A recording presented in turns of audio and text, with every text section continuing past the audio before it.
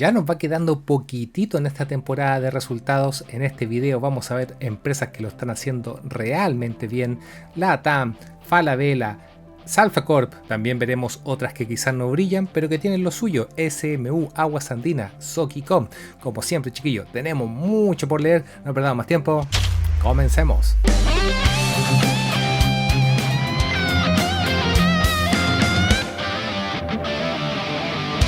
Mi estimadísima comunidad inversora, bienvenidos nuevamente a mi canal, su amigo Luis los saluda. Seguimos digiriendo en estos videos los resultados que nos ha entregado el mercado, empresas con números reguleque y unas que lo están haciendo realmente bien. Entonces, repasando el calendario, chiquillos, vamos a ver todas las de la semana del 10 de noviembre. Hapag-Lloyd ya reportó, tiene hartas cositas esa empresa, pero la vamos a ver la próxima semana junto con Vapores. Eso no quita que esta semana tenemos empresones, LATAM, Falabella.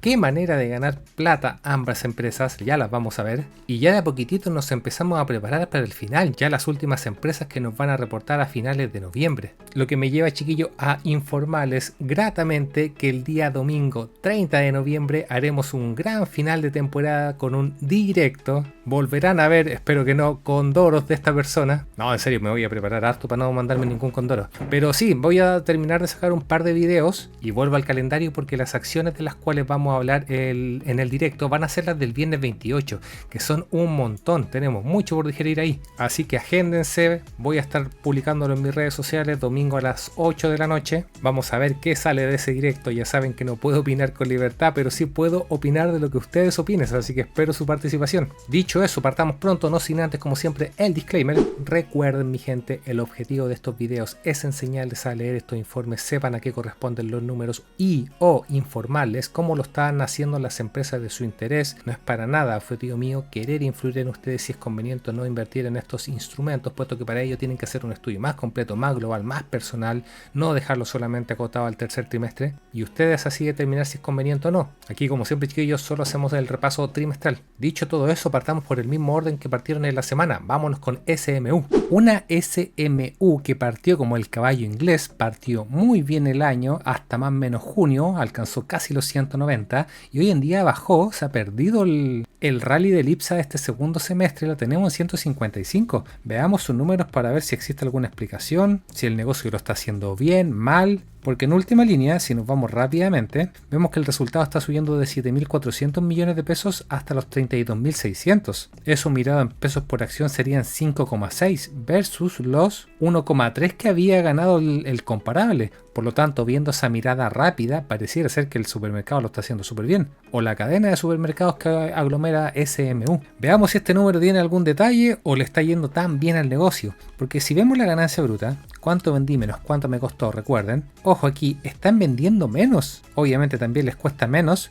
pero en ese baile termina finalmente ganando un poquitito más. Y si lo vemos a 9 meses, ganando ligeramente un poquitito más. Y ya veíamos números similares con el Jumbo cuando revisamos los números de Cencosud. Así que la parte de los supermercados está bien lenta, digamos, el crecimiento. Así que como resumen, partimos aquí con la ganancia bruta, una crecida bastante pequeña, cercana al 2%. ¿Qué tenemos luego? Costos de distribución. ¿Cómo es posible que si estoy vendiendo menos me cueste más? Eso te habla un poquitito de lo difícil que es controlar los costos para SMU. Lo mismo los gastos de administración, que celebran mucho en el razonado que están creciendo menos que la inflación. Ok, perfecto, pero si te crecen menos que la ganancia bruta, se te va a comprimir el margen después, creciéndole al 5,5% en este trimestre. Y eso es más que la inflación por lo demás. Seguramente en el razonado te están hablando a 9 meses, haciendo cherry picking de los datos que mejor se pueden presentar. Y aquí tenemos el meollo del asunto, nota 30, otra ganancia y pérdida. Vámonos al tiro a la nota 30 para ver de qué estamos hablando. Y aquí lo estamos viendo en el detalle. Aquí están los chorizos más importantes, ¿cierto? Venta de terrenos, venta de cesión de contratos y venta con opción de compra de locales Alvi. Y eso te lo presentan mucho en el razonado. Están haciendo un plan de optimización, vendiendo los locales más ineficientes, quedándose con los más eficientes, que a priori suena muy bonito. Que lo hicieron para generar caja por un tema de deuda, porque pagaron unos bonos, unos vencimientos que tenían este año. Ya lo vamos a ver en el estado de flujo. Supermercados que estoy vendiendo, pero ahora empiezo a arrendar. Entonces, claro, una muy buena venta aquí que me genera cash, que me genera utilidad, vamos a verlo luego en última línea, pero que de no ser por esto, el número no sería tan bonito como lo estamos viendo. Sigamos antes de llegar a esa línea. Ingresos financieros, fíjate cómo estos viejos prácticamente ya no tienen caja, por eso le está bajando mucho los intereses de la platita guardada en el banco, y los costos financieros con toda la reestructuración que hicieron quizás no se está notando ahora, pero bajando muy poquitito, a 9 meses lo mismo. Y ajustes contables que no me tergiversan mucho, se suavizan respecto al año anterior y son eso, contables, no es platita en sí, lo que me lleva hasta la ganancia antes de impuestos. Que claro, 4 versus 43 es una crecida gigantesca, ¿cierto? El problema es que fíjate, de estos 43.500, 42 son de la venta de activos. De no ser por eso, si tú normalizas rapidito, te quedaría una utilidad de 1.500 millones de pesos versus los 4.200 que estamos viendo acá. Bastante menos, bastante complicado el negocio de los supermercados. ¿Qué va a pasar el próximo trimestre cuando no tengamos esta venta de activos? Si sigue la tendencia aquí de la ganancia bruta que está creciendo muy poco, que te crecen de forma normal, natural, a lo menos al ritmo de la inflación, los costos operativos. Está bien apretadita SMU viendo estos números, y que luego del correspondiente pago de impuestos, que aquí se anotan algo proporcional, estamos bien aquí, no como el año pasado que tenía bastante ayuda, llegamos a este número final, los que veíamos en un principio, 5,6 versus lo 1,3. 1.3 ayudado por impuestos diferidos, 5.6 ayudado por esta venta del activo. 5.6 es mucho o es poco. Lo estamos viendo aquí en TKR, ya está anotado el número, por lo tanto viéndolo así con la data histórica, pareciera que fue muy buen trimestre. El tema es que tú ya sabes la génesis de esta utilidad, por lo tanto sí, está en la parte alta, pero ahí ustedes déjenme en comentarios si se les hace bonita o fea este número. Y para llegar a esa conclusión tienen que leer lo que dice el gerente, ver si le creen o no. Aquí te lo dice, una estrategia para priorizar la rentabilidad, por lo tanto están eliminando, vendiendo tiendas que tienen ventas con volumen en bajo el margen. De igual forma, y como lo viene haciendo hace mucho tiempo, SMU, si bien están vendiendo algunos supermercados, los siguen operando y siguen con un plan de crecimiento. Fíjate cómo abrieron igual locales en Chile y en Perú. Y como les digo, vengan a leer ustedes esta parte, pero en el fondo están haciendo una reestructuración que les permita mejorar la eficiencia del negocio, eficiencia que ha ido perdiendo los números que estamos viendo en el historial hacia atrás, y que queda por ver si van a lograr esta mejora en la eficiencia y productividad que te señalan. Así que de momento complicado el panorama con SMU, porque fíjate, vámonos ahora a los flujos por la operación a 9 meses, recuerden, bajándote la generación de efectivo en el negocio y en un monto no menor. Aquí no tenía el efecto de la venta del activo. Esta línea te muestra de forma más limpia cómo lo está haciendo el negocio y está bajando, sin perjuicio que como siempre este número es mejor verlo a 12 meses, puede que llegue plata en el cuarto trimestre y ahí se normalice. Flujo por la operación que está muy ayudado, aquí lo estamos viendo, por la venta de los activos, de los terrenos, que esto me da mucho oxígeno efectivo para cumplir con mis obligaciones, lo vamos a ver. Pero de igual forma yo aquí tengo un CAPEX que no deja de ser un monto relevante. Pero la mayor salida de efectivo no la tenemos aquí en la inversión en el CAPEX de toda la vida, la tenemos en la financiación. Hubo harto movimiento, porque además del flujo que ha generado, el flujo que generó por la venta del activo, y la cajita que tenía guardada a principio del periodo, parte con esos 3 chorizos SMU que tenemos luego, pidió 47.000 millones de pesos en deuda nueva y pagó casi 200.000. Y eso por lo que les decía adelante, el vencimiento de unos bonos que tuvieron que saber pagarlo. Este puro ítem de acá,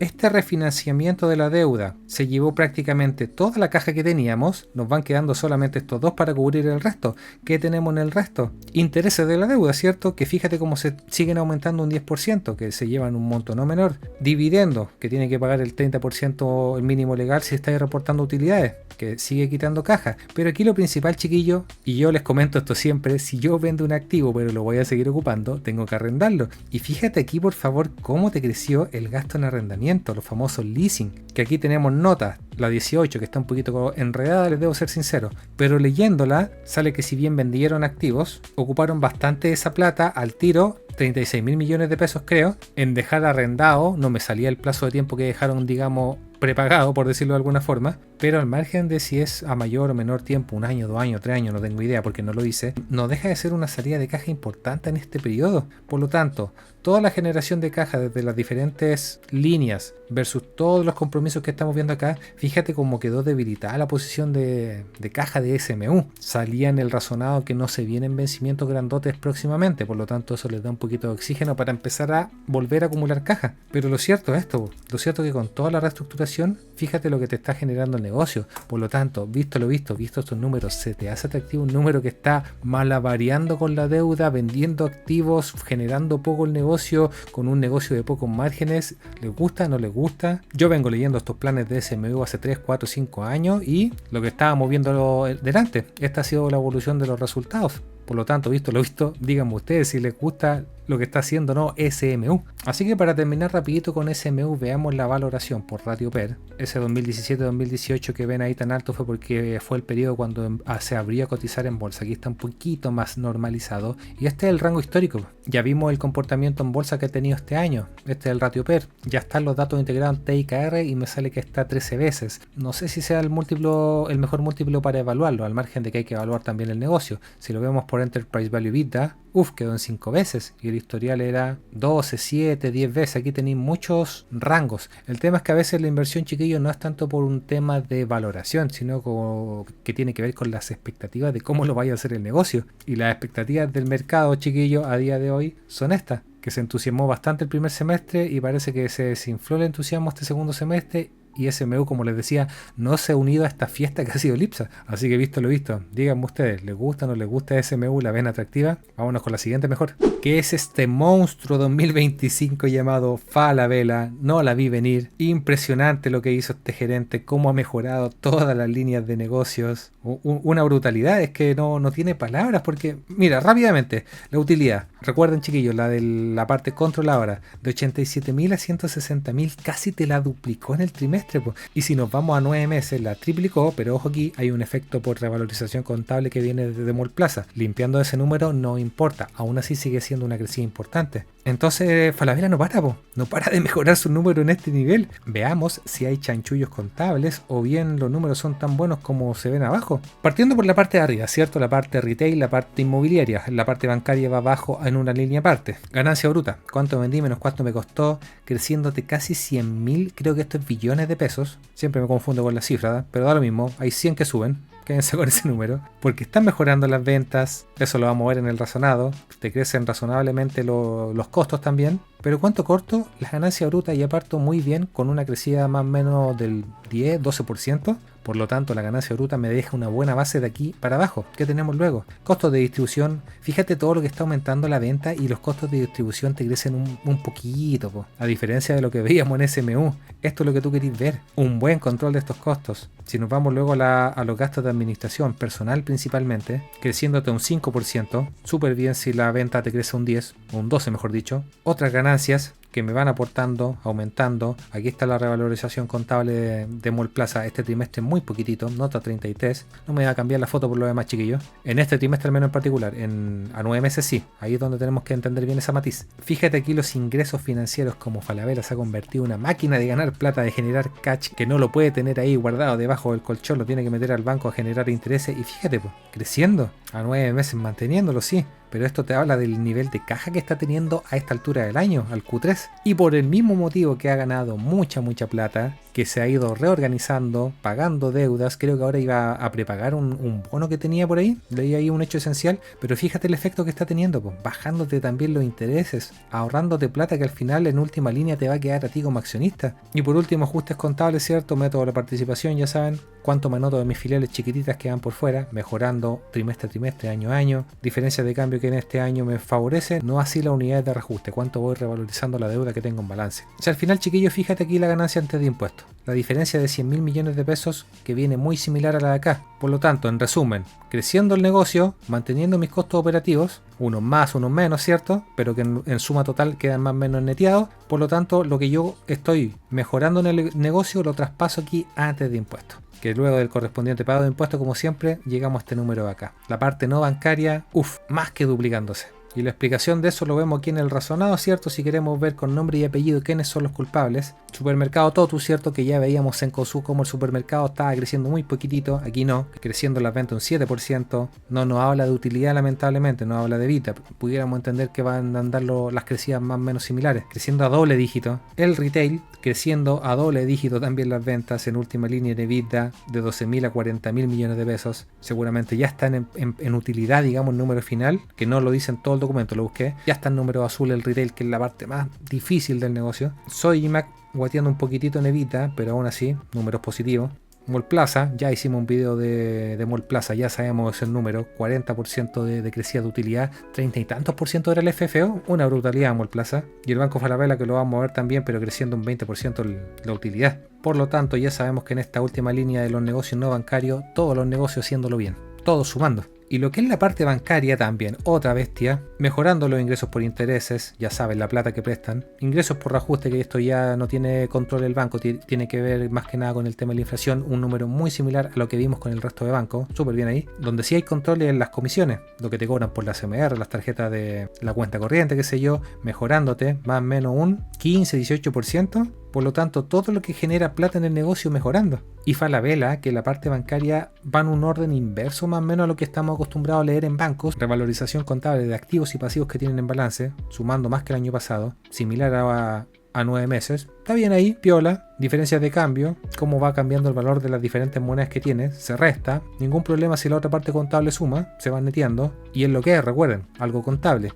Y pérdidas crediticias que te crecen, sí, pero no te crecen al mismo ritmo que te están creciendo los ingresos. Este número siempre, chiquillos, verlo mejor en la página de la CMF, ahí vamos a tener muy clarito para hacer luego la comparación con el resto de bancos. Sumando, restando todo eso, tengo una crecida aquí del 20% de la utilidad, después de pérdidas crediticias incluso, súper bien, y si luego le restamos los costos operativos que me están creciendo a un 6% aproximadamente, o sea, si el resultado operacional me crece un 20 y los costos me crecen un 6, ya sabéis que se te va a expandir el margen en última línea más abajo. Lo estamos viendo aquí, fíjate, de 81 a 101. ¿Cuánto es eso? Un poquitito menos del 30%, debe ser un 26, 27, 28 por ahí. ¡Qué brutalidad! Y que luego del correspondiente pago de impuestos llega al número final, que también te crece cerca de un 30%, un poquitito menos. No hay mucho más que decir, pues. No hay chanchullos contables, o sea, fíjate, están pagando los impuestos que corresponde en todas las líneas del negocio, no hay revalúo contable este trimestre, hay crecimiento de los negocios, tanto bancarios como no bancarios.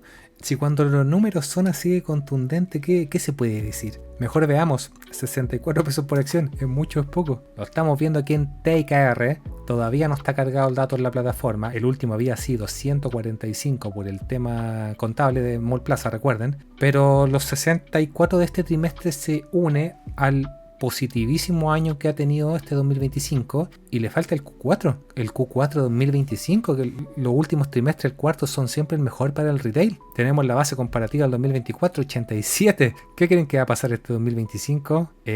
Impresionante, Falabella. Impresionante la rapidez con la que transcurrió este cambio, estas mejoras, y la magnitud en la que le dio la vuelta a esta cuestión. Cuando veamos los números en la próxima temporada, ya cerrando el año, yo creo que ahí se va a notar aún más lo que les estoy diciendo. Estados de flujo, chiquillos, no va a mover por lo que mismo que les digo siempre, hay metido un banco. Y cuando está en un banco, la parte de los créditos, de la plata que le debo a los clientes, acreedor, deudor, deja la escoba, me tergiversa mucho, me contamina, por eso que los bancos no se ocupa de eso. ¿Qué podemos rescatar y ver rápidamente? La parte de arriba que dice no bancaria, que en la misma línea con lo que vemos en el estado de resultados, fíjate cómo crece el flujo operativo. Y aquí en la parte de financiación, no, aquí queda la escoba. Me parece que hasta aquí está la separación, ¿cierto? De aquí para abajo, bancario queda la escoba, esta parte la pudiéramos entender. ¿Y qué tendríamos en dicho caso? Pidiendo más o menos 650 mil millones de pesos en deuda nueva, pero te está pagando 1.200 por el doble, achicando un montón la deuda, aprovechando el buen pasar, Falabella. Eso es lo que tienen que hacer estas empresas. De hecho, si seguimos navegando aquí en el análisis razonado,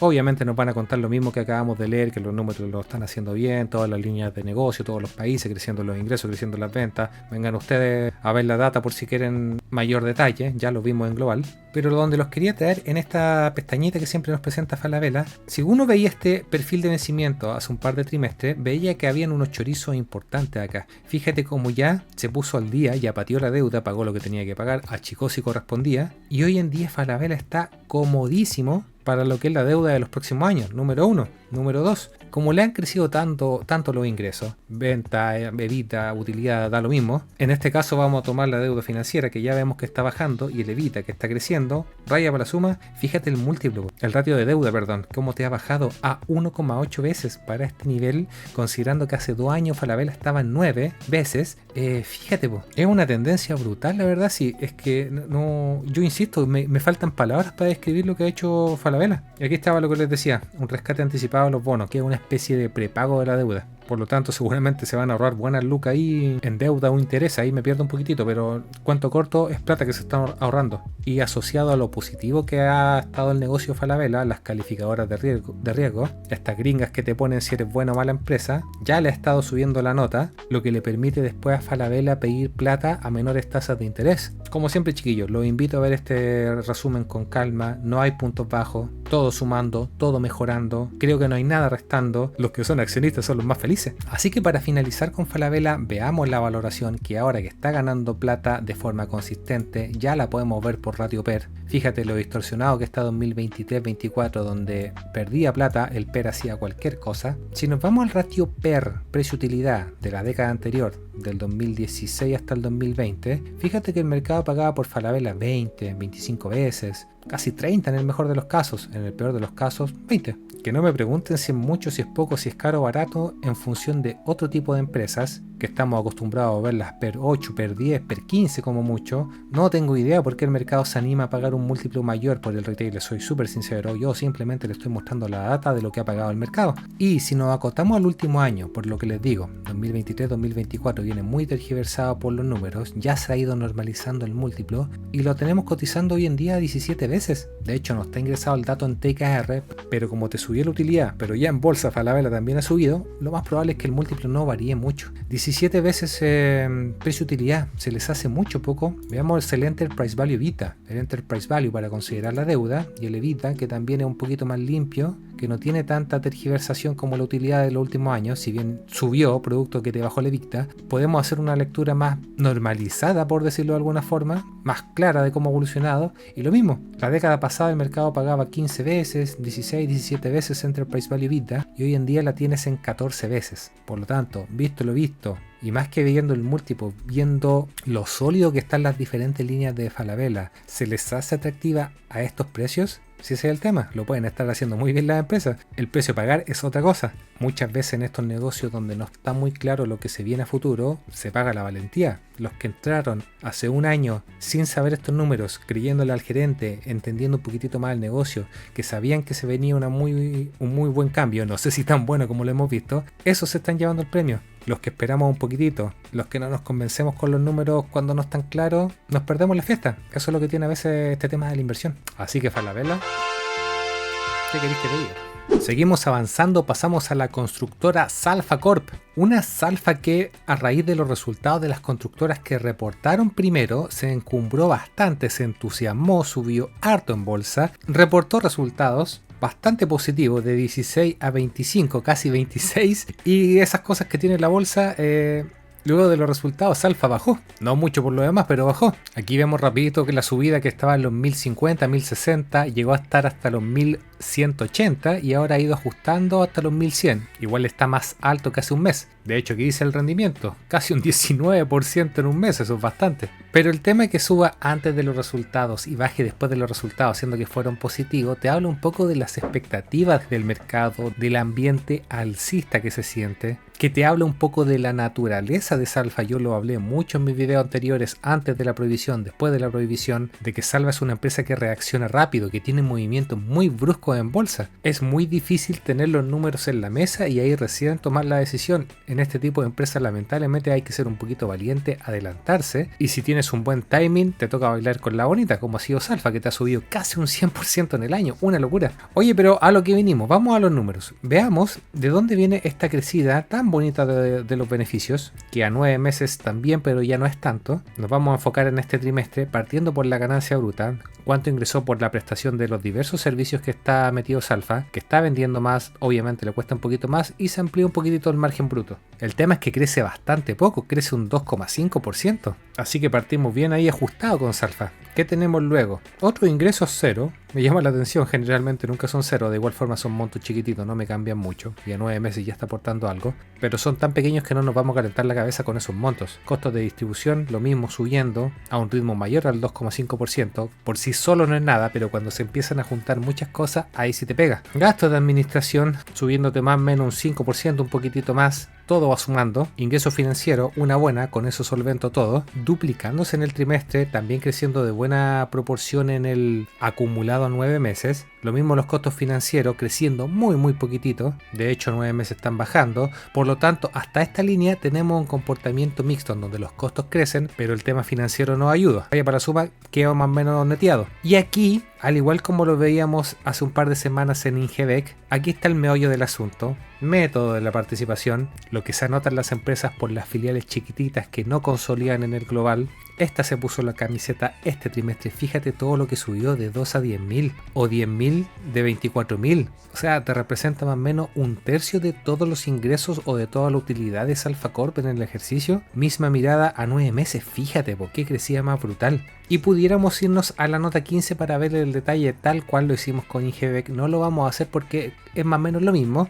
Está muy mezclada la información, son muchas filiales. Se van a fijar que son muchas constructoras chiquititas o inmobiliarias. Vamos a ver el dato mejor en el razonado consolidado. Y la parte contable, que fíjense, este trimestre una suma, una resta, entre ambas se netean, mientras que el año pasado teníamos una pérdida. No mucho por lo demás, no me cambia la foto de la empresa, ni mucho menos el resultado final que este, de 9.200 millones de pesos en utilidad a 18.300, duplicándose. Y ya vemos al responsable. Este es el responsable, este es el importante de este trimestre, las filiales chiquititas. Y obviamente luego del pago de impuestos, ¿cierto? Que fíjate, este trimestre se hace bastante proporcional. ¿Cuánto es 4 en 18? Casi un 22%, súper bien, mientras que el trimestre pasado estaban ocupando impuestos diferidos. Por lo tanto, la comparativa se hace aún más notoria, entendiendo que estos 16 estaban ayudados por impuestos diferidos y este trimestre está bastante limpiecito este número. 25,97, casi 96. ¿Es mucho? Es poco. Lo estamos viendo que en TIKR todavía no está integrado el gráfico del último trimestre, pero viendo esta data nos damos cuenta que es el segundo mejor trimestre de los últimos 5 años de Salfa Corp,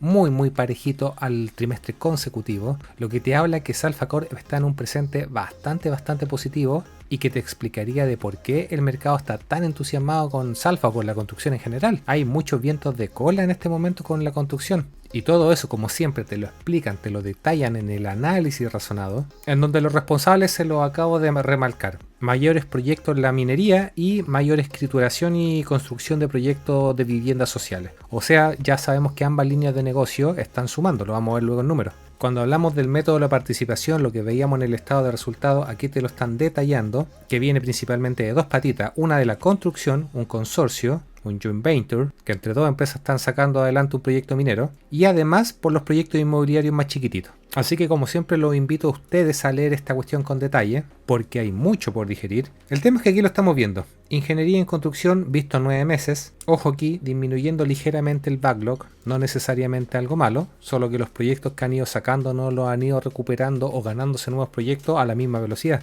Lo que importa acá la utilidad, ¿cierto? Creciéndote un 22% en uno de los bracitos fuertes de Salfa Corp, principalmente todo el tema asociado a la minería. Lo que es la inmobiliaria, ¿cierto? La parte que ahí ha estado bastante débil estos últimos años, que varias empresas han estado en números rojos, las mejores han estado muy cerca del cero, poquita ganando plata, y a 9 meses fíjate como, si bien el monto es menor respecto a ingeniería en construcción, ya el hecho que te esté creciendo la utilidad a 2 dígitos te habla del presente del sector, y lo hemos visto ya con otros resultados. Más información de la cartera de pedidos del backlog segmentado por cada una de las áreas. Este es el número a mirar en los siguientes ejercicios. De momento, comparado con el año anterior, está bajando ligeramente en la parte de inmobiliaria. Pero si se va a reactivar el tema inmobiliario, como lo estamos viendo ya en algunas empresas, lo más probable es que en los siguientes trimestres este número empiece a crecer. Eso es lo que yo le digo con que lamentablemente hay que apostar un poquitito, porque el mercado se anticipa. Ya cuando el número está claro, ya lamentablemente es un poquito tarde. Y compararlo por lo demás con el backlog de otras empresas, que ya hemos visto que otras van en la dirección contraria. Por mucho que todavía no haya claridad, el backlog de otras empresas está creciendo.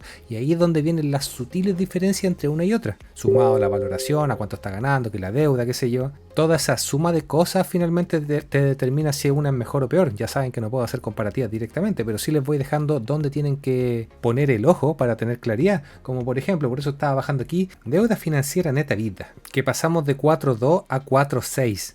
Un ratio alto si consideramos el estándar, pero entendiendo que esta es la construcción que implica mucha deuda para echar a correr estos proyectos, estos números son más entendibles y están en un rango. No está para nada disparada. El problema justamente es cuando tú comparas a la competencia y ves que estos ratios son mucho más bajos. Ahí tú empezás a decir, chuta, ya está ganando plata Salfa, pero creo que hay otras que están con métricas un poquitito más sólidas. Esa es parte de la evaluación propia que tienen que hacer. Más información que nos aporta Salfa Corp, que no necesariamente aplica solo a Salfa, sino que al resto de las constructoras. Aquí estamos viendo las ventas de viviendas y fíjate en la tendencia en los últimos 3 trimestres. Fíjate este trimestre, el más alto en cuánto. Desde 2021 se van dando cuenta por qué el mercado está entusiasmado con la construcción, sobre todo con las inmobiliarias. Entonces, como les digo, vean ustedes el detalle, terminemos de digerir los números partiendo por el estado de flujos y ¡ay caray, po! ¿Qué queréis que te diga? ¿Será esta la razón por la cual el mercado se medio que desilusionó con Salfa? Fíjate los flujos negativos por la operación, po. Que como siempre les digo, esto a priori no es algo malo. A veces se dan estos desfases en cuentas por pagar, cuentas por cobrar, inventarios. Aplica mucho para Salfa, en donde lo que yo me anoto en el estado de resultados llega desfasado en el estado de flujo, la platita real, ¿cierto? Lo importante es mirarlo en un espectro más amplio, un año e incluso 2 a veces, porque en el promedio me va a ir calzando los números con el estado de resultados. Mira, aquí estamos viendo los flujos operativos de Salfa, no está cargado el último, pero el primer trimestre tenía 10.000, el segundo 7.000, o sea, entre los dos tenía más o menos 17.000 millones de flujo operativo y ahora en 9 meses teníamos 15.000. O sea, si considero el flujo operativo del negocio, serían aquí menos 1.000 en el trimestre. Ahora, si considero el total, que aquí me meten los intereses, los dividendos, que no me gusta a mí particularmente ahí, se me tergiversa toda la mirada. El único que consideraría sería los 5.000, aún así tengo flujo negativo. En el trimestre, quiero decir. Entonces ahí, ojo con el flujo operativo, no llegar y creerle este número, entiendan estas matices. Para mí todos estos números deberían estar abajo, se entendería mucho mejor. Muchas empresas lo hacen así. Me quedaría con este, 16.000 menos 5.000, 11.000. Y este de 28 menos 6 serían 22.000. De igual forma hay una bajada, ¿te fijáis? Pero lo que les estaba mostrando en el gráfico, luego vienen chorizos, fíjate aquí, de hecho me llama la atención con Salfa, diciembre de 2021, diciembre de 2022, diciembre de 2023, diciembre de 2024, siempre el cuarto trimestre es el que trae más flujo operativo. ¿Se dan cuenta por qué les digo? Es que siempre hay que esperar este número a 12 meses con la foto completa del año, porque ahí se ponen al día las lucas y queda una foto mucho más razonable del ejercicio de Salfa, ¿ya? Creo que se entendió muy bien ahí con ese gráfico. Por lo tanto, si hacemos la mirada desde siempre, 16.000 menos 5.000 serían 11.000. Tengo 11.000 para cubrir la inversión y claramente no me alcanza, fíjate. Aporte a los asociados, préstamos a los asociados, las filiales chiquititas son estas por si acaso. El CAPEX de toda la vida, 5.000 y comprando otros activos. Mucha salida de caja, 34.000. De los 11.000 que tenía a 9 meses menos 34.000, ya estoy en menos 23.000. Tengo que entrar a quemar caja o a pedir plata. Eso es lo que vamos a ver aquí en la financiación. Rápidamente al inicio del ejercicio y al final hay una bajada de menos 16.000. O sea, ya me habla de que están quemando plata justamente. Y en cuanto a los movimientos de la financiación que hicieron, patearon la deuda. Fíjate cómo las cantidades que pagaron son las mismas que pidieron. Quedan neteados. Eso en cuanto a deuda, pero en cuanto a bonos, ahí sí agrandaron la deuda. Le ingresó 40.000 y pagaron 19.000. Y parte de esa plata aquí se fue en bonos. Así que de momento unos estados de flujo bastante incompletos. Si yo saco la foto a 9 meses se vería un poco feo estos números, pero ya vimos que el cuarto trimestre es el que pone al día este estado. Así que calma, mesura. Seguramente en el próximo reporte ese va a permitir sacar la foto muy clara y contrastarla con el estado de resultados. Así que positivos los resultados de Salfa, la verdad. El tema es qué tanto cumple esto las expectativas del mercado y sobre todo qué tanto se encuentran en cuanto a valoración, porque no vamos a pagar cualquier múltiplo, cualquier precio por Salfa Corp. Y si lo vemos al menos en ratio perf, creo que está clarito. Como siempre, esto yo lo he hablado mucho. Fíjate la amplia magnitud en la variación del múltiplo y por ende el ratio de cotización, el múltiplo de valoración, perdón, que habla un poco de la ciclicidad de esta empresa, porque si esto no es nada nuevo. Cuando uno estudia Salfa sabe que es una empresa así. Entonces en el último año la teníamos más o menos un ratio PER de 7 veces y con este mercado alcista, entusiasta venta que se fijó mucho, sobre todo en la construcción, ya la tenemos en 15 veces precio-utilidad. ¿Será acaso que el mercado va a seguir entusiasmado y la va a disparar hasta las 20 veces como ocurrió en un par de periodos? ¿O será que va a seguir reportando buenos resultados y por ende va a ajustar el múltiplo un poquitito y eso va a empujar de nuevo a que siga creciendo? ¿Hasta qué punto va a llegar la ciclicidad de Salfa? No crean que esta cuestión va a durar para toda la vida en estos precios. En algún momento todos los proyectos mineros que están saliendo, que están empujando los resultados de Salfa, se van a poner al día y ya las empresas mineras no van a tener mucho más que hacer. Y ahí es cuando viene la parte baja del ciclo. ¿Cuánto falta para eso? Eso es lo casi imposible de predecir. Si lo vemos por otro múltiplo, Enterprise Value EBITDA, para considerar la deuda, conclusión más o menos similar. La tiene en 20 veces Enterprise Value EBITDA. Y aquí estamos viendo el histórico. Entonces, díganme ustedes, ¿cómo ven a Salfa? ¿La ven con potencial aún? ¿Le ven algo de margen de seguridad por mucho que el múltiplo esté relativamente alto? Quizás el crecimiento en un par de años más justifica el múltiplo alto, pero díganme ustedes también, ¿Salfa es una empresa de crecimiento acaso? Me encantaría ser más claro, chiquillos, me tengo que morder la lengua, la verdad. Ojo ahí nomás, ¿qué les puedo decir? Estudien a Salfa el comportamiento pasado y quizás ahí van a encontrar las respuestas de lo que se viene en el futuro. Pasamos a otra de las empresas de las más fomes que tiene el mercado chileno, y fome en el sentido de que no hace mucho, que generalmente es casi siempre lo mismo. Vámonos con Aguas Andinas. Una Aguas Andinas que no tengo para qué ver los números, estoy casi seguro que andan por ahí, y subió bastante el beneficio trimestral de 2,4 a 3,5. Me da la sensación de que este último comparable está medio castigado, porque si nos fijamos a 9 meses, ahí sí, ya la foto es más similar, una crecida más moderada en línea con lo que ha hecho Aguas Andinas en toda su vida. A 9 meses el beneficio ha crecido más o menos un 6%. Casi 7. Entonces veamos los números de Aguas Andinas, entendiendo que esta empresa tiene bastante estacionalidad. Lo cierto es que a raíz de los ajustes tarifarios de principio de año, eso le disparó las ventas, tanto de forma trimestral como acumulado 9 meses, da lo mismo como lo mires. Y este trimestre crecieron bastante las ventas, harto para este tipo de empresas, quiero decir, creció a un 6,9%. Por lo tanto, dado la estabilidad de Aguas Andinas, que no crece mucho, parte de una muy buena base. Esto me explica mucho. De hecho, creció en la misma magnitud que creció el beneficio. Si vemos luego los costos operativos aquí, fíjate como la gran mayoría es suyo, y tengo que hacer los cálculos para ver si fue mejor o peor, la verdad. Y al hacer los cálculos me sorprende un poquito, porque fíjate como las ventas, les decía, crecieron un 6,9%, los diferentes costos crecieron a un 6,3, 10,8, 10,8, a un ritmo mayor que las ventas. Por lo tanto, uno pudiera pensar que se van a comprimir los márgenes más abajo, ¿no? Fíjate como al final la ganancia operacional creció un 19%. ¿Por qué se da eso? Por la magnitud de los números. Un 6% en 143, estamos hablando de 15.000 millones de pesos. Y ya los costos me suben 1 o 2.000 millones de pesos. Así que no muy destacable que te crezcan este ritmo los costos, sí, pero como te crecieron un montón de las ventas, pasa piola. Parto con una muy buena ganancia operacional. ¿Qué tenemos luego? Los intereses de mi platita que tengo guardada en el banco creciendo, también a 9 meses, súper bien. De hecho, aportando al global operacional más o menos cuánto, un 8%, bienvenido sea. O que te amortice de alguna forma los intereses de la deuda, que ojo, la achicaron un poquitito, a pesar de que a 9 meses agrandándose. Y los ajustes contables como los de deterioro, muy parejito a 9 meses. El reajuste de la deuda en balance, que luego tienen que pasar por estados de resultados, eso vemos aquí en unidades de reajuste, disminuyendo respecto al año anterior, parejito más o menos a 9 meses. Al final, esto de aquí se me mantiene relativamente estable, unos más, unos menos, ¿cierto? Pero como vengo con una muy buena diferencia acá, se me sigue manteniendo esa diferencia, pero aún así esas pequeñas diferencias, fíjate como aquí hay una diferencia de 7.000 millones de pesos y aquí ya hay una diferencia de 10.000 millones de pesos. De alguna forma en esta parte me ahorré o gané más 3.000 millones de pesos. Eso me amplifica la diferencia de un trimestre a otro en un 58% y que luego del correspondiente pago de impuestos bastante proporcional llego a al mismo número de acá, de 14 a 21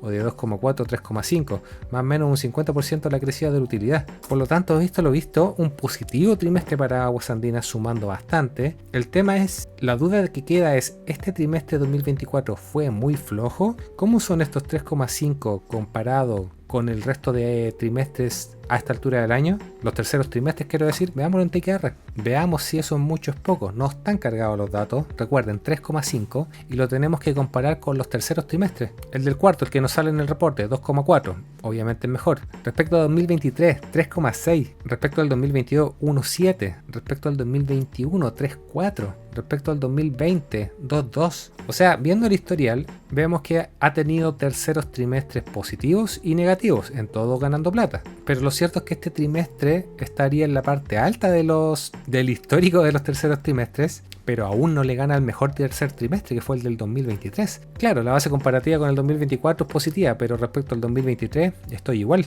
Y eso es lo que tiene esta empresa, lo que les comentaba al principio de la fomedad que tiene, es que es muy plana, tiene muy poco crecimiento. Es casi, y yo lo he dicho en otros videos, este es el bono Aguas Andinas. Alguna que otra información extra la vamos a encontrar aquí en el razonado, como siempre. Rápidamente te van a explicar que todo esto tiene que ver con el acuerdo tarifario, con crecidas de hasta el 12% hasta el 2030. Aquí para el trimestre te han dicho que ya le han subido un 3%, sin embargo las ventas subieron al 6%, lo que te habla, y aquí lo estamos viendo, mayor volumen. De alguna forma tiene que salir esa crecida. No muchas más novedades, chiquillo, en el razonado, si esta empresa es siempre lo mismo. Crece un poquitito las ventas, CAPEX de mantención prácticamente, no hay crecimiento, te va mejorando algunas métricas, otras se deterioran por razones puntuales, pero más de lo mismo. ¿A qué me refiero con más de lo mismo? Fíjate en las utilidades anuales de Aguas Andinas. De hecho, más que estabilidad, vemos una pequeña tendencia a la baja, y aquí no me sale el acumulado en los últimos 12 meses, pero aquí en la tabla me sale 20,2, el 2024 fue 20,3. ¿Van observando por qué este es el bono Aguas Andinas? Así que terminemos rapidito con este bono, con el estado de flujo y la valoración, partiendo por el estado de flujos, en donde está mejorando la generación de efectivo, perfecto, más o menos un 20%, a priori es bueno, pero recuerden, saquemos esta foto una vez terminado el año.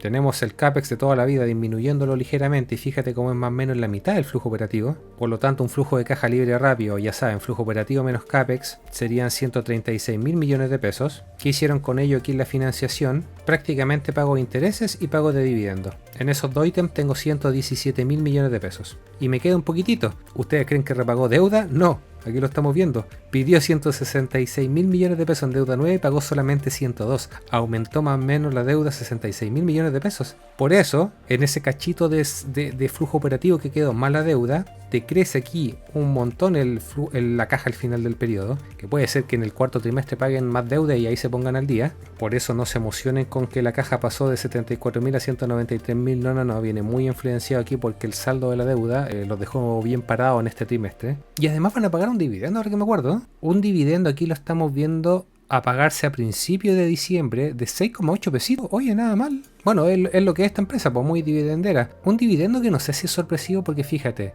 en 2024 no lo dieron. En 2023 sí lo dieron. En 2022 también. 2021 también. Solo el 2024 no lo dieron, mira tú. Por lo tanto, retomando la tendencia de los años anteriores. Así que si hay alguno que tenía Aguas Andinas, se va a llevar este regalito de fin de año. Nada mal. El tema con este Aguas Andinas es que siempre gana lo mismo, que no se mueve mucho, que ya sabéis más o menos lo que va a hacer trimestre a trimestre, año a año, y sabiendo que la gran mayoría de la plata te la entrega como dividendo, va a depender de ti, por cuánto estáis dispuesto a pagar por ese dividendo. Y aquí lo estamos viendo con la valoración. Funciona muy bien con ratio precio-utilidad de Aguas Andinas, y hoy en día la tenemos en 18 veces, en la parte alta de valoración de lo que ha cotizado los últimos 10 años. ¿Se les hace atractivo una empresa que no crece, estable como ella sola, sí, pero que no crece a 18 veces? Quedé con la duda y me vine para... Sí, lo que estamos viendo aquí, cuánto gana, utilidad en el año versus cuánto reparte. Y si se dan cuenta, prácticamente todo lo que gana lo reparte a dividendos, salvo algunos años puntuales, claro está. Por lo tanto, si ha ganado 20, ponele que va a repartir 19 versus 3,79 que está cotizando, un dividendo del 5%. ¿Les sirve un dividendo del 5% en una empresa que no crece, que está en una valoración, ya lo veíamos, de 18 veces en la parte alta de lo que usualmente cotiza? Quizás alguno de ustedes la tiene como parte de las acciones defensivas, esas que te dan estabilidad en la cartera, en teoría. O quizás algunos de ustedes demasiado fome y aspiran a algo más, no lo sé. Déjenme ahí en comentarios cómo ven Aguas Andinas. Ya saben que no puedo ser directo. ¿Qué les puedo decir? Evalúen en el pasado con lo que les acabo de decir, cuando la acción ha estado en estos múltiplos altos. Compárenlo con el gráfico de precios. ¿Qué ha hecho después la acción luego de haber estado a esos múltiplos? ¿Se mantiene? ¿Sube? ¿Baja? Seguramente ahí van a encontrar la respuesta que yo no les puedo decir explícitamente si es un buen momento o no para Aguas Andinas. Pasamos ahora a los fertilizantes. Vámonos con Sokicom. Una Sokicom que ya está cotizando por los 400 pesos y no los abandonó más. Al margen que sus resultados no han mostrado una consistencia o un crecimiento en el tiempo.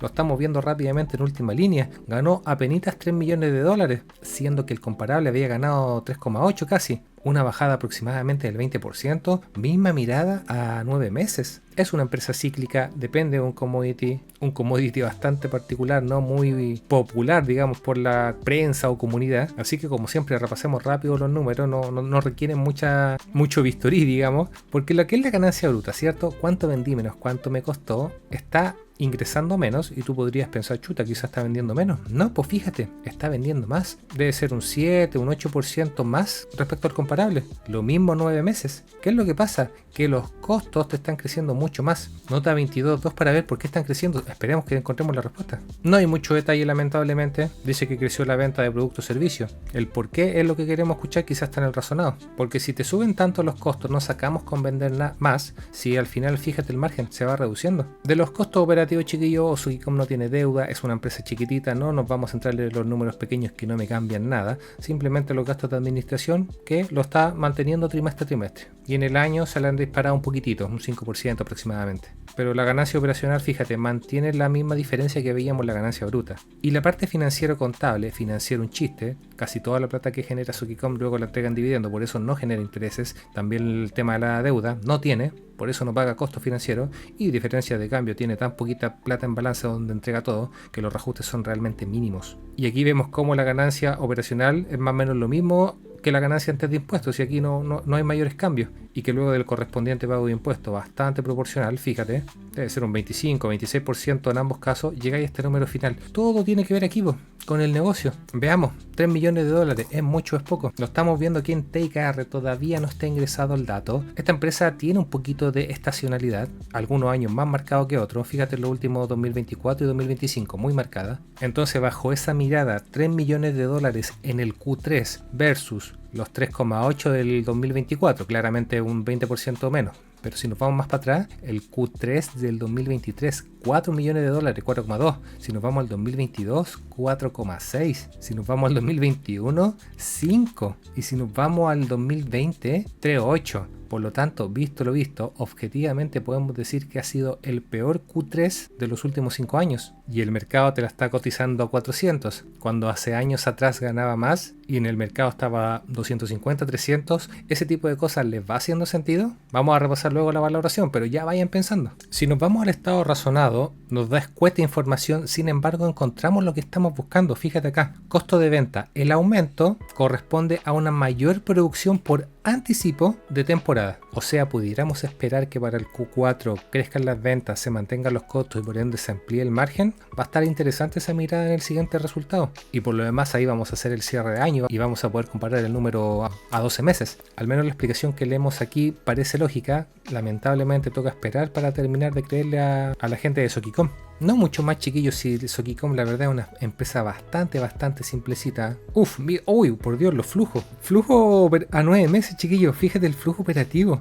El año pasado, si bien no era un número grandote, tampoco era negativo, era chiquitito. Pero en este están quemando caja con el negocio. Esperemos que en el Q4 lleguen las lucas y normalicen todo esto, porque aquí estoy en rojo claramente. Que recuerden, chiquillos, a priori este número no es malo, por eso es importante verlo a 12 meses, incluso más a veces, por este tema de las variaciones del capital de trabajo, cuentas por cobrar, cuentas por pagar, inventarios, que a veces hay desfases. Esto yo ya lo he explicado en otras empresas, le he mostrado gráficamente cómo varía el flujo operativo, por eso hay que verlo en un amplio rango, no solamente acotarlo en un trimestre. Lo cierto es que a 9 meses, y sobre todo si lo comparamos con el año pasado, quedando con una caja con efectivo disminuido, si esto tiene que salir de alguna parte. De hecho, fíjate, lo estamos viendo acá, de 25 mil millones de dólares a principio de ejercicio a solo 5 mil versus los 15 millones que tenía el año pasado, millones de dólares. Entonces, ¿qué tenemos? El negocio no me genera, el CAPEX prácticamente nulo, si es una empresa bastante simplecita, no ocupa mucho gasto en capital,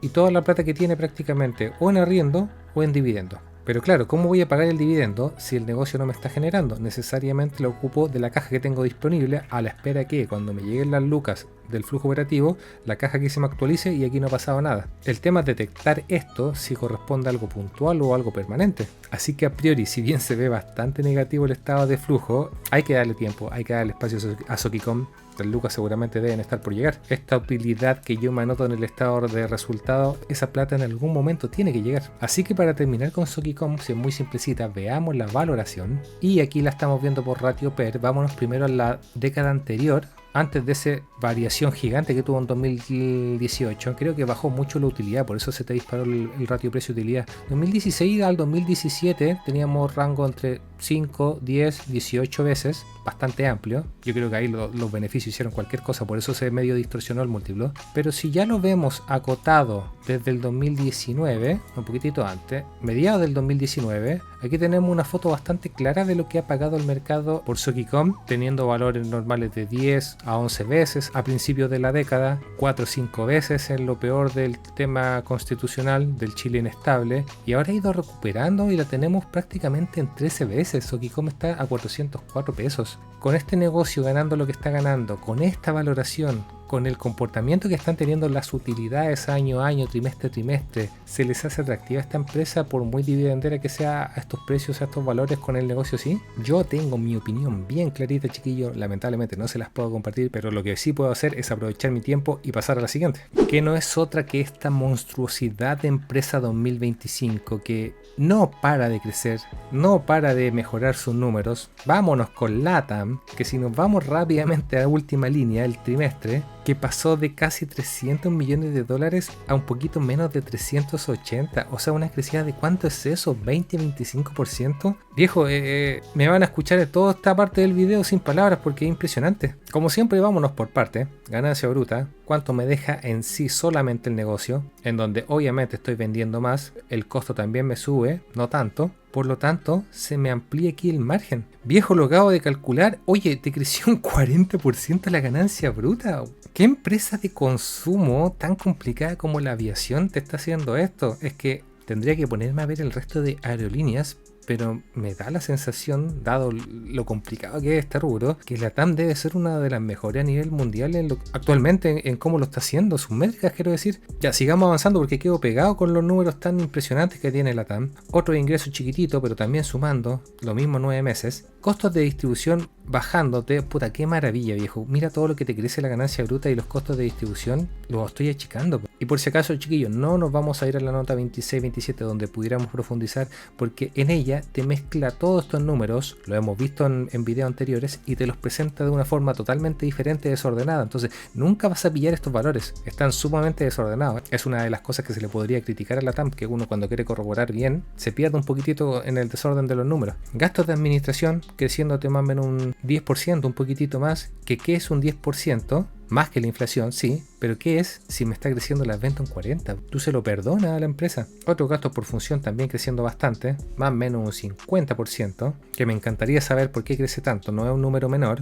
Veamos si la pillamos. Otros gastos por función. Y tal cual se los anticipé, no está presentado de la misma forma. Si yo tuviera que adivinar, quizás sería esta, o puede que sea otros arriendos. Quedamos un poquito pillados, chiquillos, y no queda más que creerle a la empresa y perdonársela de alguna forma, en el sentido de que si te están creciendo tanto las ventas, seguramente hay costos asociados que tienen que justificar esa crecida de la venta. Por eso no ponemos el grito en el cielo. El negocio está respondiendo en función al aumento de ese gasto. Y otra ganancia que en este caso, pérdida chiquitita, no me cambia el núcleo del asunto. Si al final, fíjate, la ganancia operacional creciéndote, un 58% en el trimestre. O sea, ya sabéis que te creció el negocio un 40%. Si bien me crecen los costos, lo hacen de forma controlada, acotada, lo que me permite ampliar aquí la crecida, una crecida del 58%. Si lo miras a 9 meses también, va más o menos en la misma línea. No, es que es impresionante. Ingresos financieros disminuyen ligeramente, con tanta caja que tiene. Fíjate la cantidad de intereses que me está generando, más o menos un 7, un 8% de lo que me deja el negocio.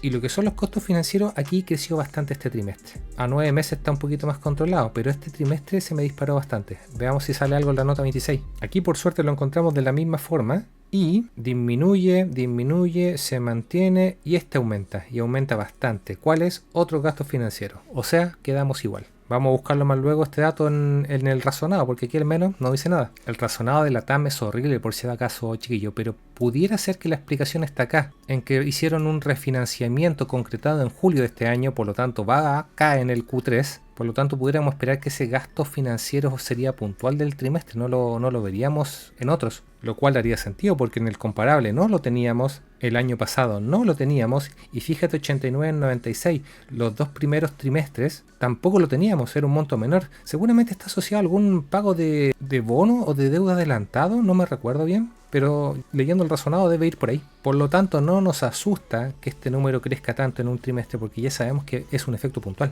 Diferencias de cambio, que algo le pega, pero ya saben, es contable. Al igual que la parte del reajuste, ¿cierto? Como yo voy revalorizando la deuda que tengo en balance, son montos menores, no me cambian la foto. Llego a este número final, antes de impuestos. Borré el número aquí, creo que era 58, ahora la crecida de antes de impuestos es del 64%. Impresionante, sin palabras la verdad. Y donde tenemos el detalle de por qué en última línea la crecida es solamente el 25%, siendo que aquí ya teníamos el 60 y tantos. Impuestos. Fíjate como el año pasado se anotaba impuestos diferidos a su favor, que esto ya lo hemos hablado en otro video, lo vamos a repasar un poquitito ahora. Y en este trimestre están anotándose un gasto en impuestos, que tú me podrías decir, oye, pero si eso es normal, pues las empresas tienen que pagar el 27% de impuestos y 70 no es el 27 de 450, perdón. Entonces aquí tenemos que recordar algunas cosas. Nota 17. La parte de los impuestos, chiquillos, que siempre les digo, muy complicada, difícil de entender. Quizás la parte más amigable para el común de la gente sería esta parte que se llama la conciliación, en donde te explican todos los porcentajes y cada uno de los ítems que la componen. Fíjense acá, aquí está el 27%, que se condice con 288 millones que debería haber pagado la TAM, que no los ha pagado, ya les digo. Y además tiene que sumar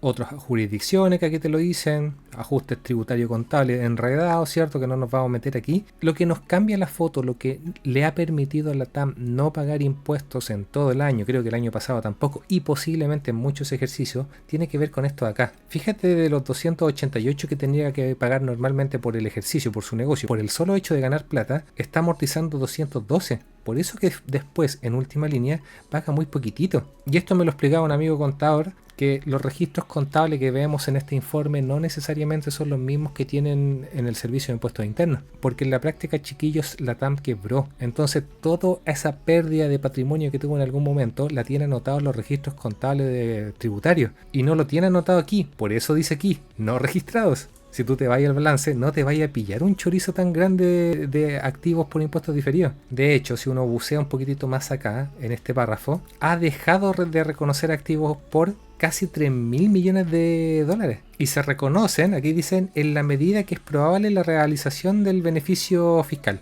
O sea, de a poquitito lo van a ir reconociendo. Pero en este trimestre, que es lo que vinimos a ver, al margen de que tenga activos por impuestos diferidos, se anotó un ítem bastante grandote por impuestos corrientes, que por ahí lo decía, déjenme pillarlo. Aquí está, lo pillé, aquí está el número más o menos similar, que tiene que ver con impuestos en el extranjero, no tanto aquí en la parte nacional, en Chile. Por lo tanto, ¿qué les quiero decir, chiquillos? Venimos tan acostumbrados en los diferentes trimestres que prácticamente no paga impuestos, y en este en particular, por un efecto extranjero, este de acá pagó en este trimestre, pero lo más probable es que los siguientes trimestres sigamos haciendo uso de estos activos por impuestos diferidos y los impuestos vuelvan a bajar. Es bastante probable que volvamos a repetir la foto del Q3 2024, de todo el 2024 o de lo que veníamos viendo en esta parte del 2025. Solo en este trimestre en particular se cargó, comillas, va harto en impuestos. Como les he dicho en otros videos, no soy experto tributario, es muy complejo el tema. Está hablado muy similar a un lenguaje de abogados, pero de lo poco que se va entendiendo de esto es lo que le acabo de decir.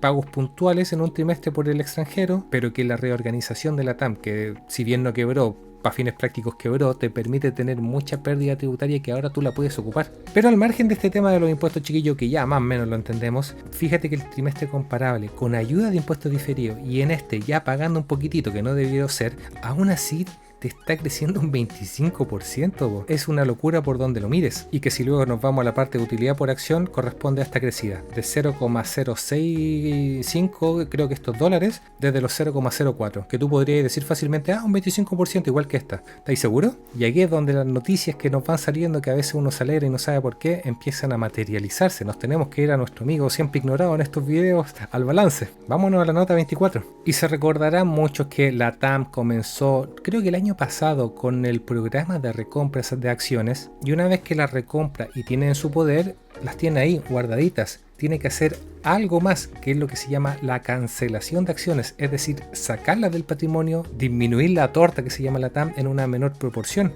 Y eso ya lo empezamos a ver acá, ya las canceló, pasó de 604 infracciones, está en 579. Por lo tanto, estos 300 millones de dólares del año pasado, me los dividía más o menos en 600 mil millones de acciones, no me acuerdo el número, ustedes retrocedan el video 15 segundos, ahí lo van a ver, y estas 378 me las estoy dividiendo en 570 y tantas mil. Por lo tanto, el beneficio neto me crecía a un 25%, pero producto de esta recompra de acciones, al estar dividiendo la torta entre menos accionistas, implica que la crecida del beneficio por acción ya no es el 25%, es el 30,9%. Ese es el poder, chiquillos, de la recompra de acciones. Y no solamente eso, este efecto es permanente. No es como el dividendo que te lo dan, se quedan sin caja y después si el siguiente ejercicio les va bien, va campo, pero si les va mal, ya se va repartiendo menos. La recompra no. Siempre ya voy a estar dividiendo por menos acciones en la medida que las vaya cancelando. Y por cómo lo está haciendo la empresa y por la plata que tiene y por las valoraciones que hay, no sería raro de extrañar que la TAM siga con este programa de recompras y siga achicando este número. No hay más palabras, la verdad, chiquillos. Veamos esta cuestión utilidad por acción. Ya ni siquiera la podemos ver por beneficio neto, que es más cómodo, porque el que nos importa es este de acá, al estar disminuyendo las acciones. 0,0000652 es mucho o es poco.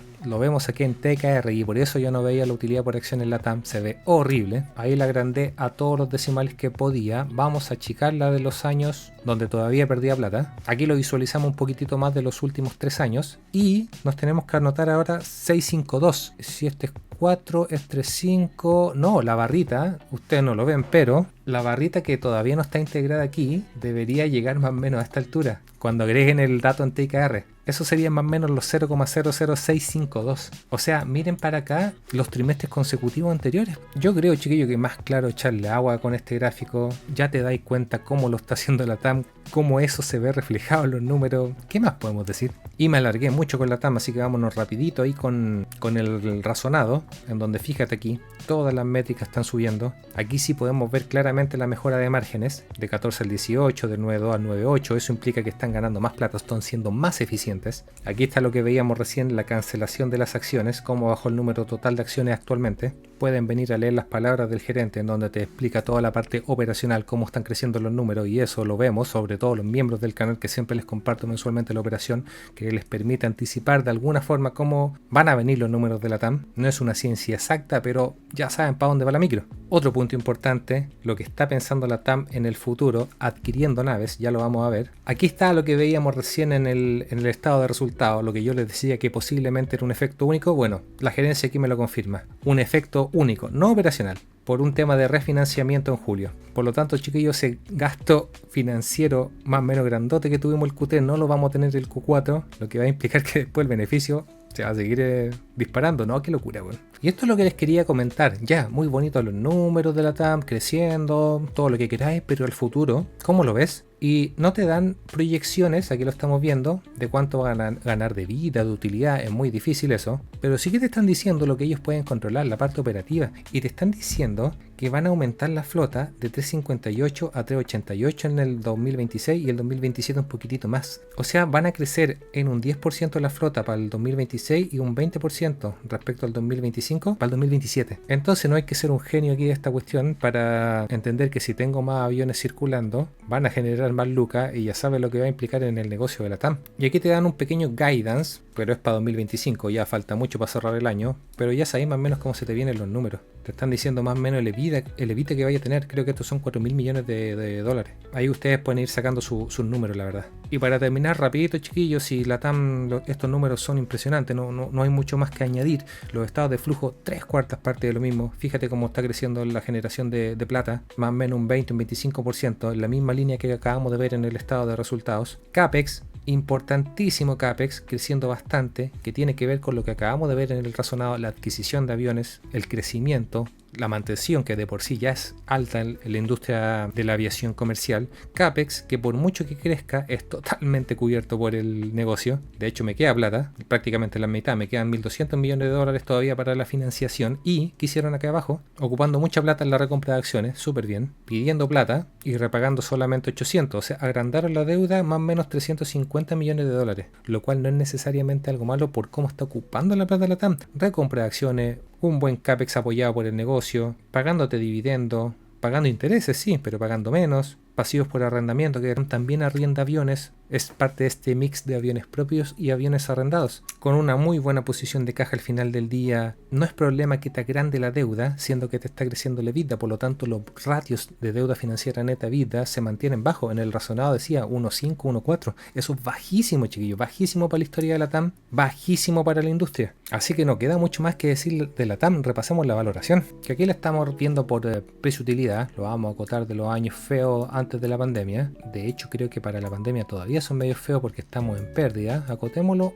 al 2024, ya cuando los números se normalizaron. Y tenemos que la TAM ha estado cotizando permanentemente en estos últimos 2 años a 9, 10, 11. Hoy en día la tienes en 11,5. Veamos si el Enterprise Value EBITDA es un poquitito más limpio. De hecho nos mete la deuda del Enterprise Value, así que no es mal múltiplo. Vámonos para la década anterior para que visualicen lo que pagaba el mercado antes. Aquí lo vemos claramente. El mercado le pagaba a la TAM 8, 10 veces Enterprise Value EBITDA, 11 en el mejor de los casos, 6, 7 cuando el negocio guateó un poquitito. Y ahora en este último tiempo, ¿qué nos dice el mercado de la TAM? ¿Cuánto está dispuesto a pagar? Ha estado pagando 6, 5 veces. Hoy en día la tienes en 7 veces, con un negocio totalmente diferente a la década anterior. Menos deuda, crecimiento, recompra de acciones, mucha caja, operacionalmente hablando, haciéndolo bien cada mes que pasa. Así que al igual como lo hicimos con Falabella, ya saben cómo le está yendo a la TAM. Con esto terminamos este video. Grandes empresas que vimos en este video haciéndolo espectacular, ganando mucha plata. La decisión final es de ustedes, chiquillos, evaluarlo en un montón de parámetros, si es conveniente o no, entendiendo cómo está el mercado actual, que no está barato, está bastante exigente. Evalúen muy bien las empresas en las cuales están dispuestos a invertir. ¿Qué nos va quedando ya para este trimestre que casi se nos va? Lo estamos viendo aquí en el calendario. Próximo video, SQM, que lo ha hecho bastante bien en bolsa, ha tenido una muy buena recuperación. Ripley, vamos a ver si le sigue el ritmo a Falabella. Echeverría Izquierdo, vamos a ver si le sigue el ritmo a Ingebec, que por lo demás el mercado se adelantó bastante con Echeverría Izquierdo, la está metiendo toda al mismo saco y no necesariamente les tiene que ir igual. Y terminamos con Vapores, que vi que hay varios que están todavía en Vapores esperando grandes dividendos parecidos a los del año pasado y todavía no se dan cuenta que Hapag-Lloyd ya no está generándose las lucas que sostengan ese tipo de dividendos. La caja de las retenciones se ha ido achicando. Recuerden, chiquillos, Vapor es una empresa cíclica, no te va a dar todos los años la misma cantidad de plata. Pero eso lo vamos a hablar en el siguiente video que va a llegar primero para los miembros del canal que durante mucho tiempo me han estado apañando, patrocinando como siempre, chiquillos. Muchas gracias. Trato de sacarle estos videos y digerir los números tan rápido como sea posible para que aprendan ustedes a hacerlo, para que tomen sus propias decisiones y se puedan aprovechar de este buen pasar en bolsa, pero tienen que hacerlo con conocimiento. De lo contrario, van a pasar susto aquí con la bolsa. Así que como siempre, miembros del canal, muchas gracias por su apoyo. Con esto finalizamos este video. Me salió más largo de lo que hubiese querido, pero me entusiasmo leyendo los estados de resultados por ustedes, para ustedes. Nos vemos en el siguiente, chiquillos. Que estén bien, cuídense, chao.